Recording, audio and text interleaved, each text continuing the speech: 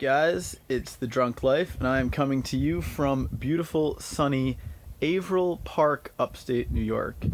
This is Burden Lake. It's pretty fucking awesome, as you guys can see. It's beautiful. It's like 71 degrees Fahrenheit today. I have no idea what that is in Celsius, but it's nice and warm. I'm actually drinking a beer, as my name might suggest, Sam Summer, one of the better American beers out there. There are quite a few really delicious American beers. Not all of them are Keystone Light and Coors Light. I mean, what else to do on a sunny day like today than have a beer? I've got my expert video casting crew out here with me. As you can see, we have Poobert and his newly adopted brother, who still needs a name. And they are going to be helping me film this video, which is going to be talking about enthusiasm. So, I am wearing the same shirt as my last video. It's my Wu-Tang Finance shirt. Just a coincidence. Maybe the shirt motivates me somehow. I don't know. Cash rules everything around me, except when other asset classes produce higher risk-adjusted yields. Learn your numbers. Alright, so enthusiasm. Basically, what I'm thinking about enthusiasm is that of all the positive things that we look for in life, to be happy, gratitude, fulfillment, love, enthusiasm is kind of the one that can encompass all of them. I was reading a book called Manuscript Found in Akara. It's a Paulo Coelho book, the guy who wrote The Alchemist. And in one of the chapters, he says, enthusiasm is the sacred fire.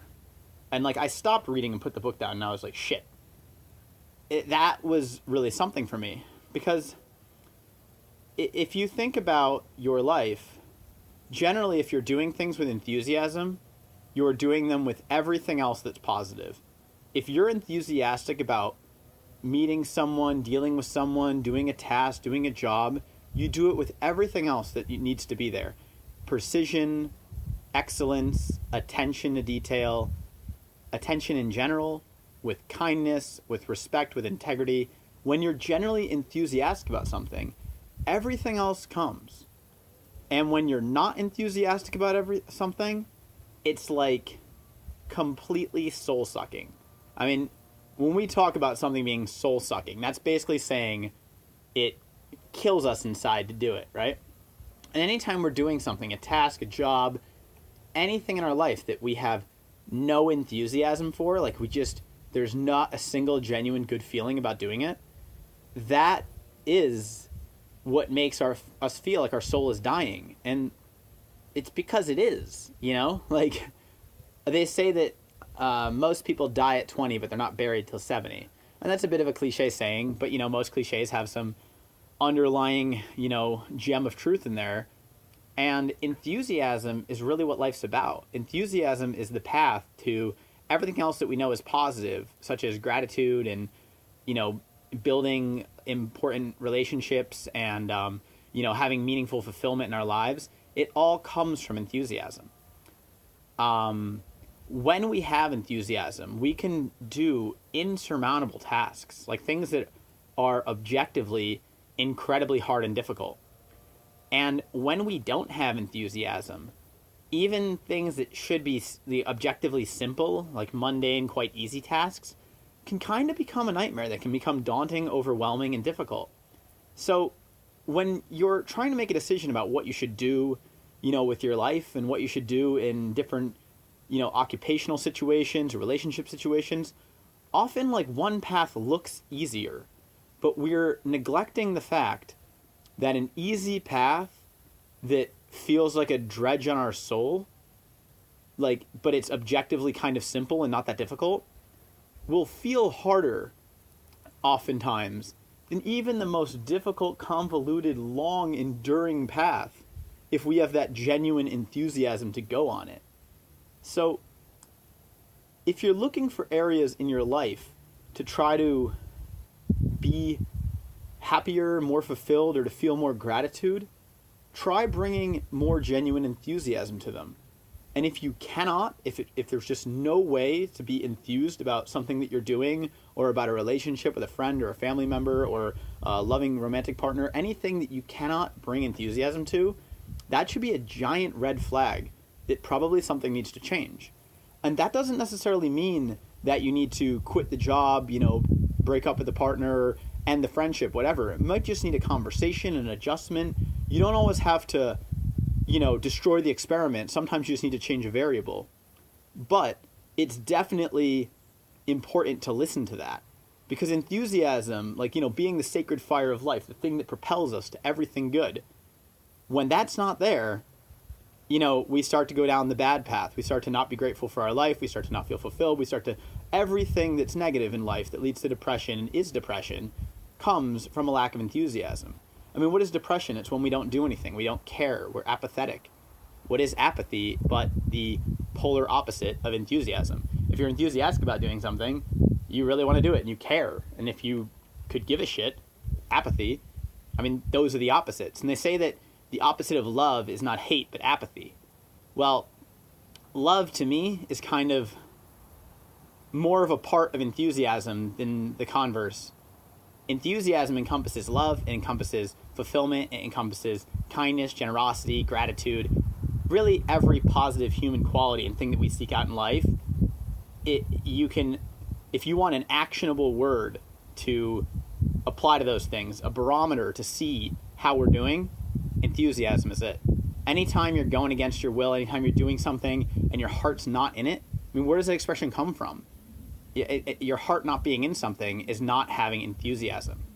So enthusiasm is just, I'm kind of getting to the end of the rope here. It's the kind of all-encompassing zest for life that makes everything else.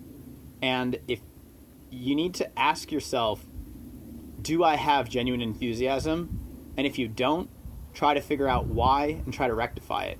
Let it be the guiding light that takes you toward a happier, more fulfilling life, because it's so easy to measure enthusiasm.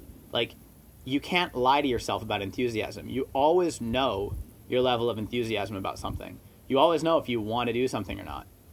And often, our desire to do something or not comes from what are called pain points. This is getting a little more in depth, but if you're a child and you put your hand on a hot stove and it burns your hand, you never do that again. You learn one time, never again. And often when we get hurt, whether it be physical pain, emotional pain, whatever, we make adjustments because getting hurt sucks. And oftentimes our behavior is a result of avoiding pain because that's our survival instinct. But sometimes these things can be kind of silly adaptions. The first girl you talked to in middle school that you had a crush on made fun of you in front of your classmates, and then you stopped having the courage to go talk to people and to be yourself and to be friendly, and it's now you don't have enthusiasm for interacting with new people and meeting people, and it shows and it's affecting your life, all because of some stupid kind of silly arbitrary thing that you felt very strongly about at one point in your life, probably before you were nearly old enough to really understand what happened, and you just totally adapt to that. This idea kind of came into my mind because I was out with my mom eating dinner the other night, and she was saying how, and hopefully everyone's mom says the nicest things about them, but my mom, a very positive influence in my life, she said to me that when I was about 4 years old, or maybe even 2, that I was the kind of kid that would just go over to other kids and just start playing with them. And all the girls in my little, pre-elementary class, I would just go and sit with them and talk with them. And apparently I had, up on the outside looking, no social anxiety, which is funny to me because, it's always funny when people tell you that you look like you don't have anxiety, and you're kind of sitting there if you could fucking spend the day in my head, But probably at that point in my life, I didn't. Probably in that point in my life, I didn't have any thought that took away my enthusiasm. When I saw somebody and I want to go talk to them, that's enthusiasm. That's the natural instinct, the natural, positive, loving, kind, generous, grateful to be alive instinct is to be enthusiastic. And then at some point in my life, I learned feelings of not being good enough. I learned feelings of being uncomfortable, feelings of fear, feeling of thinking about negative things that could happen. All the things that enter your mind after the enthusiasm, you see someone you want to go talk to, and it doesn't have to be a romantic person. It could be someone in your field that you respect and you admire, a business contact, anyone. It could just be a stranger at the grocery store. Anytime you have that positive drive to go do something nice, to interact with another human being, and then in your brain gets flooded like, that's weird, that might be awkward, they might not like you, they might not like that, you might not be good enough, like they might judge you, they might, all this bullshit, all this negative stuff comes in. What it's doing, it's taking away your enthusiasm. And all those little negative voices coming in your head, those were learned at one point or another. Like something happened. And in my own personal life, I'm really digging deep to try to remember like what might have happened in my life that started to bring up some of these negative feelings that eat my enthusiasm, whether it be in, approaching a pretty girl, or whether it be in, talking to someone about business, or whatever the field is. And it doesn't really matter how well it looks like you manage this kind of stuff to other people, because we all want to do better. We all want to connect more. I mean, that's kind of what brings joy to the human experience, is honestly, genuinely, and enthusiastically connecting with other people. And anytime that we're creating our own mental blocks that prevent us from doing that, we're putting limits on our happiness and our fulfillment in life. So if we can look back and try to figure out where these pain points came from that affected our behavior and caused these negative thought loops, then we can eradicate those and just kind of listen to our enthusiasm. Because what happens is you have that genuine enthusiasm. It doesn't die. But then all the bullshit comes in, and you're thinking about the bullshit, and then the enthusiasm is kind of like lost. You missed it. It was there, but you didn't listen. You got distracted. So enthusiasm really is what takes us toward everything that we want and everything that's good for us and good for the people around us. And we need to live our best life, we need to identify the things that are taking away from our enthusiasm. Often that can be, anything that's important to you. If it's important to you to have a good relationship with your family or your partner, or, fulfillment in your career, and those things are out of whack, out of sync, there's something wrong, well, that's going to affect your general enthusiasm, and it's going to affect your self-confidence. And the thing with enthusiasm, if this is the fire that lights your life, when it gets dim, everything gets dim. If you're not happy or energetic, there's not too many synonyms for enthusiasm, to be honest. So, hate to repeat myself this many times, but if you don't have it in an important area of your life, it affects everything. It puts a damper on all your other activities, because something that's really important to you is, as he said, soul sucking. It's taking the life out of you. It's taking the enjoyment. And this negative thing in your life that doesn't get addressed, it takes down everything. It takes down your sensitivities. You learn to be numb, to not feel the disenjoyment and dissatisfaction that comes from that lack of enthusiasm, and that just goes across the board. It numbs you to everything. So basically, it's an extremely important thing to pay attention to and to try to rectify. And the great thing about enthusiasm is it's actionable. You try to bring more genuine enthusiasm. And if you can't, you look for why, and you go from there. But it's an excellent barometer and just an excellent thing to keep in mind. Don't turn a blind eye to that, because that's like the worst thing you can do, is to kind of pretend that you're not hating something, or that you're not disenfranchised with something. Don't lie to yourself. If you're enthusiastic. I mean, what is love?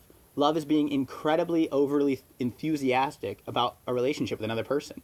It's just all positive. Like, you could not be more excited to see them, to talk to them. And I mean, enthusiasm is what is drive to build a career, to build a business. It's enthusiasm. Like, you can't wait to wake up and, make your impact on the world. Like, enthusiasm it encompasses all these things, and when it's not there. So the worst thing you can do is kind of recognize it's not there and like just ignore it and bat an eye at it, but not make a change, because then your life just starts passing by with no feeling. And your ability to make an impact in the world, your ability to grow love, your ability to affect other people in a positive way, it gets wasted, because all we really have on this earth is time. And any time you spend on this earth being utterly unenthusiastic about your life is a waste. And, it's a pretty nice opportunity to be alive. We all won the sperm lottery. We're pretty lucky to be here. So you should try to do something positive with that, and do something that's fulfilling to you and fulfilling to other people, because you never know how far your reach goes. You never realize how the positive impact you have on one person might shape the impact they have on another person, and that might shape the impact they have on somebody else. And it becomes contagious, and you start to elevate the enthusiasm, love, kindness, and positivity in the entire world, really. I mean, you have no idea how far it spreads when you're like a beacon of positivity in life versus someone who everyone you encounter is kind of brought down by you. I mean, everything we do, it's like a ripple effect. Like the water out here, you skip a stone and it goes out and out and out, because everyone you interact with interacts with somebody else, and when someone's in a bad mood, they can put you in a bad mood. And just like that, being in a positive mood, you can put somebody else in a positive mood. Enthusiasm is contagious, but so is fear, resentment, and negativity. And all these negative things like not believing in yourself and lacks of courage and all these things, anxiety, it's all contagious. So you want to be spreading something good. So that's why this is a very important thing to pay attention to. So I hope this video meant something, and I hope you guys enjoyed it. I try to only make videos when I feel very strongly about something, and this is something I don't think I could feel stronger about. So thank you for taking the time to watch this, and I hope it helps. So go forth and live your life and enjoy.